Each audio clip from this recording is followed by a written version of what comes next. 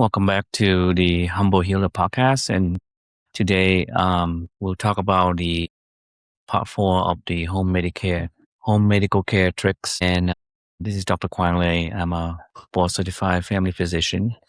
And so there was an interesting case that I saw at the urgent care clinic that I worked at about this gentleman in his early 60s who had heart issues requiring pacemaker, and he was brought in by his family because they said that he almost passed out, and they took his heart rate and it was in the 30s. So he felt better, but they still brought him in just to make sure that there was no serious issue with his heart or anything else. So I remember there was a case that I listened to on a medical podcast about another patient that was brought to the emergency department for having a passing out episode, as she put her phone near her chest and she sat on a recliner, and then that's when she passed out. So apparently for anyone who has a pacemaker or defibrillator, or who knows family members who have these devices, you have to be very careful about the use of the more advanced smartphones. If you have a flip phone, so don't worry about it. But any phone that has a magnetic charger or device in the system, and most higher level smartphones will have those, then they can definitely interfere with the pacemaker and defibrillator, causing your patient to pass out and causing the heart rate to go really low and cause the device not to be functional, which can be very dangerous for the patients or those who have these pacemakers or defibrillators. A lot of defibrillators have also pacemaker on board. So the guidelines that, you have to keep it at least 1 foot apart from the device, but put in a purse or at least a few feet away will be safer. So I'm not saying you can't carry it at all if you have a pacemaker, but don't put it near your chest. Don't put it in a pocket near your chest or upper body. Any device that has a magnet can potentially interfere with that. So I talked to that gentleman that I saw. I talked to him. He said, yeah, he was using a smartphone pretty close to where his pacemaker was. And that was about the time when it happened. So at the urgent care, when I saw him, he was stable. Heart rate picked up again in the normal range. So send him to the hospital because they need to, what we call, interrogate the pacemaker to make sure that it works properly before sending him home. And they have device over in the emergency department to do that. And they also have access to cardiology consultants. So everything went well, and the patient did fine. But something to be aware of if you wear a pacemaker or defibrillators. Next is finger dislocation. So a lot of people actually, once they have finger dislocation from whatever activities they have, that can jam the finger, causing it to dislocate. And sometimes it can look pretty drastic with the finger kind of turned sideways like that at the joint, like right here, the joint here, it can go sideways, like almost 90 degrees. And a lot of times people just go back like that. And hopefully there's no tendon rupture associated with dislocation. And then if you move it back, it's fine. But if it's go like this, say this is a joint and one is higher than the other, then the principle of dislocation, if you do it on the field, is you have to exaggerate the dislocation, pull it apart, and then go back this way. You can't just go back.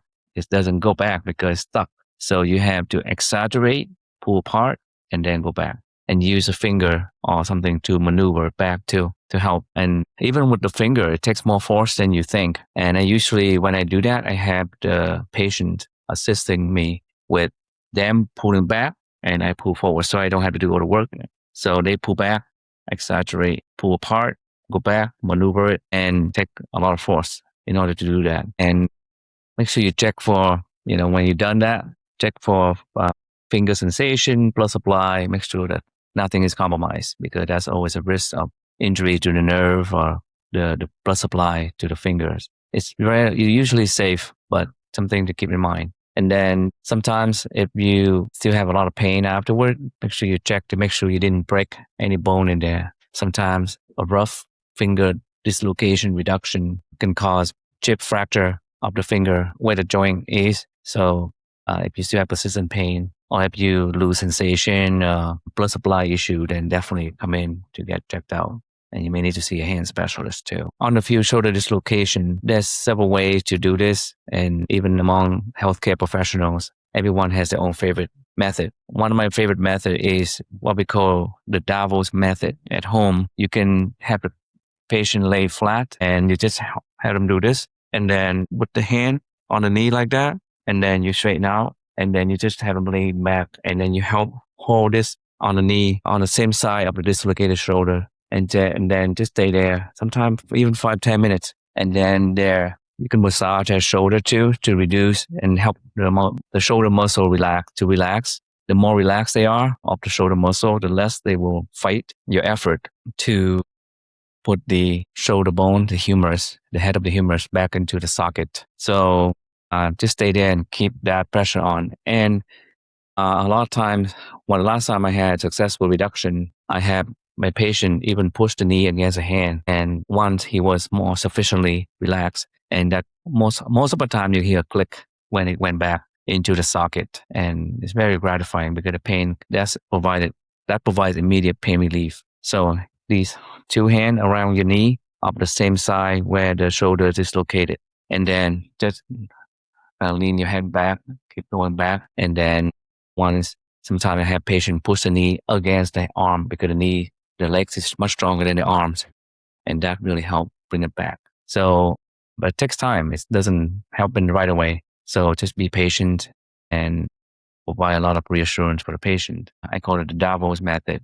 And that's one of my favorite methods. And next, we'll talk about finger ring removal. So usually people had trouble with removal of the ring when there's injury to the fingers. So it got all swollen and then the ring kind of got stuck right here, somewhere right down here. And so one way to help reducing the size of the finger is you ice the finger to make it smaller. Everything will shrink, and also lubricate the finger well with Vaseline. And then you can use a string, like a strong dental floss or a small string that is kind of resilient, not too fragile. And you just go wrap around your finger about 10 times or 15 times, and then get one end underneath the ring, and then you start turn reverse, go around, and eventually the string with the Vaseline and everything else slippery will be able to get the ring out. A lot of times you don't have to cut the ring and have to get new ones, especially,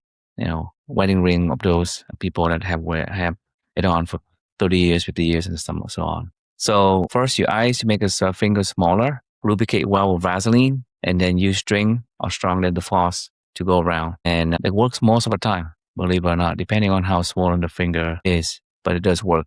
Ice, lubricate well, and then use a string or strong dental floss method. So ring removal. Next is something that very dangerous and unfortunately every year there are fatal cases of carbon monoxide poisoning. The latest one I saw was a family of 4 that all 4 members of a family, couple and 2 children, die from carbon monoxide poisoning, and there's no sensor. I think it was an Airbnb, if I'm not wrong, property, and there was carbon monoxide air leak without anyone being aware.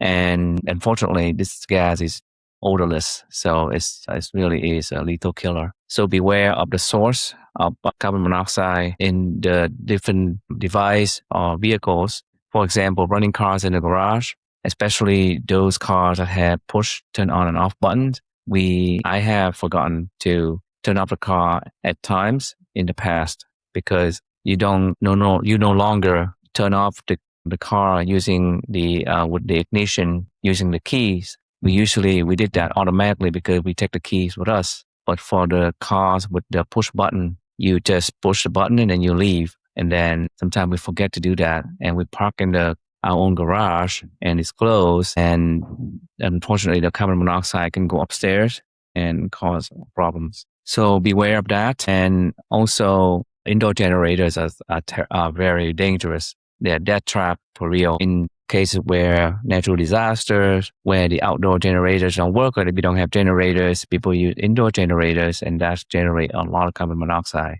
because they use gasoline to power them, and then they generate carbon monoxide, and that can be pretty dangerous. So I highly recommend against that. If you do use it, perhaps leave it generator outdoor and then hook the wire back indoor or something like that.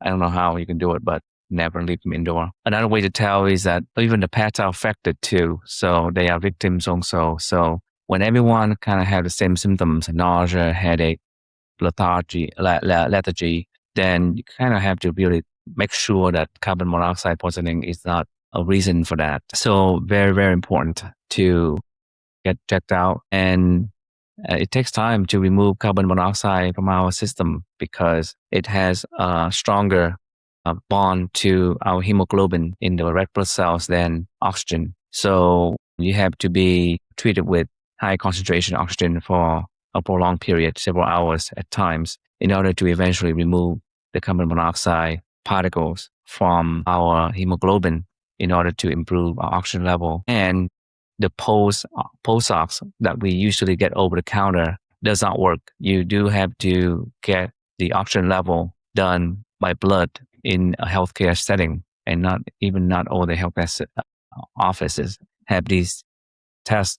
So higher level urgent care or an emergency department is the way to go to really make sure that you don't have higher level of carbon monoxide in your system. And I would recommend also call 911 if you do have suspected carbon monoxide poisoning because you don't know how long you've been exposed to, and you want to make sure that it was the case so that you can get treated. But the sooner that if you are hypoxic, and meaning that you don't have enough oxygen, your blood, your brain, all the vital organs are really affected and can cause irreversible injuries to those vital organs. So 911 is a way to go, and they can administer oxygen therapy right away. And they can also alert the emergency department to get things ready for a group.